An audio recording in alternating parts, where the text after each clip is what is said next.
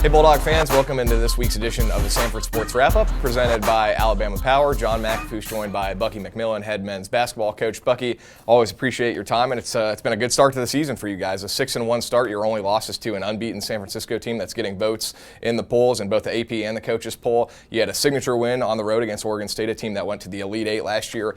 And with some of the guys you've got out, you've got to be pretty happy about that 6-1 record to start the season. Yeah, no doubt. Glad to be here and glad to be in this position. You know, we talked a couple weeks ago, and we were pretty tough blow, losing a couple guys that were our leading scorers and rebounders, and we just knew some other guys had to step up. And we probably haven't won an Oscar. We've done some things ugly to get it done, but we'll take it any way we can right now. But I know we're heading the right direction. We're improving. We're getting better. And speaking to those, Logan Dye and AJ State, and their rehab's going well, and I expect to see them here some point this season come back strong. So excited to be here, excited about our game coming up on Sunday versus Belmont. That Oregon State win, I mean, it's a Pac-12 team, it's on the road, it's a team that went to the Elite Eight last year, as mentioned. I mean, what does that do for the confidence of your team? Well, it was good, particularly go out there on the road. That's always tough. But just to win close games in general, they got a good team. They brought back 4 starters from their Elite Eight team. Then their 5th guy is actually their leading scorer who came in. So they're a veteran group. We're a young group. And so you saw that. And then right after that, we won 2 close games that could have gone either way to win the event. The Emerald Coast Classic, we played 3 teams, and all were close games that we won. So I think more than anything else, besides just being a team that we played that was experienced, we're finding ways in these tight games to get it done. And when you look at our conference, you've seen it for years, all those games are going to be close games.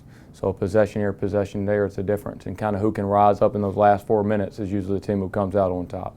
Well, a couple guys I want to mention that have gotten off to really good starts this season. Let's start with Quez Glover, who is leading the SoCon in scoring right now, 18.3 points per game. He's second in assists. He's second in free throw percentage in the conference. And I think we knew he was going to be an impact player, but, I mean, he's looking like an all-conference guy so far early on this season.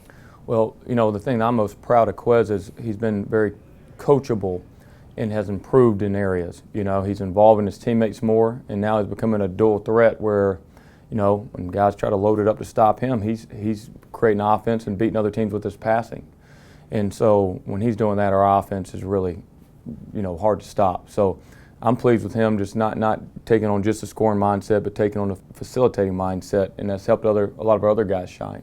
I want to talk about Jermaine Marshall as well. I know in our preseason interview you talked about how maybe he's the hardest worker you've ever seen on the basketball court. And I mean, it does show on both ends of the court. He's a high energy guy, leading rebounder on the team. I mean, he's made a huge impact on both ends of the court. Yeah, he's almost averaging a double-double. And he could be the most important player to what we do because, it's hard when he's playing that hard. If you're fighting next to him and you see that guy diving on the floor and diving through the scorer's table, if you're not doing the same thing, it stands out. So he kind of drives the price up for everybody else. And I've known the kid a long time. I really like what he's about, and I'm glad to see him flourish. And think about that. You just talked about Quez Glover and Jermaine Marshall. Those are 2 sophomores. You know what I'm saying? You got a sophomore leading the SoCon in scoring. You got Jermaine Marshall, who's right up there every game having a double-double. So that's really good for the future of our program.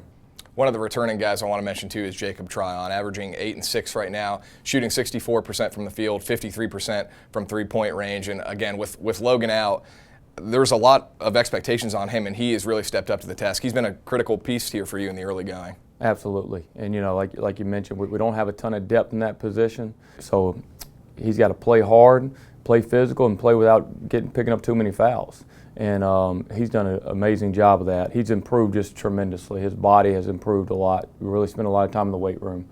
And he had some circumstances where he had COVID last year and was out for a long period of time. And to see him healthy and to see him flourishing, he really deserves it here in his senior year. So I think he'll continue to do the same thing that he's been doing. Well, you're home again this weekend, and you've got a big one, really the biggest home non-conference game on your schedule this Sunday. It's Belmont, 2 o'clock here at the Pete Hanna Center. You guys handed them a loss at their place last season. It may have kept them out of the NCAA tournament, so they're probably going to come in with a little bit of fire. But, talk a little bit about Belmont because they're a top 40 RPI team right now. It's a great program, and they do a lot of things well. Year in, year out, when you think of Belmont basketball, you kind of know what you're going to get, and that's important. I think people can learn about these programs that are consistently good is where do they start?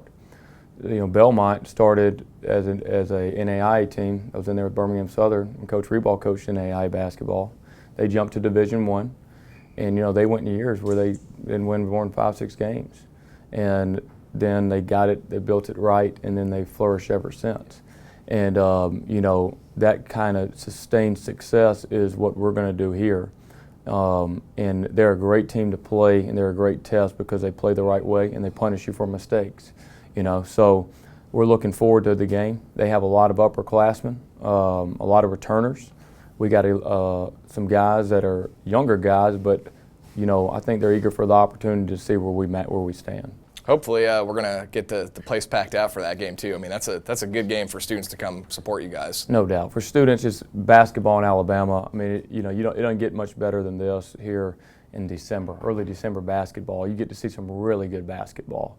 So, you're talking about a team that's had some great wins. You're talking about a team that's played in the NCAA tournament, and then you look at what we've got going here. It's just a great opportunity for fans to get out and see some great basketball. So we hope to see everybody there. Well, Coach, appreciate your time. Really looking forward to Sunday. Glad to be here. Head coach Bucky McMillan. I'm John McAfoose. Samford back in action Sunday, 2 p.m. against Belmont here at the Pete Hanna Center. That'll do it for this edition of the Samford Sports Wrap-Up presented by Alabama Power.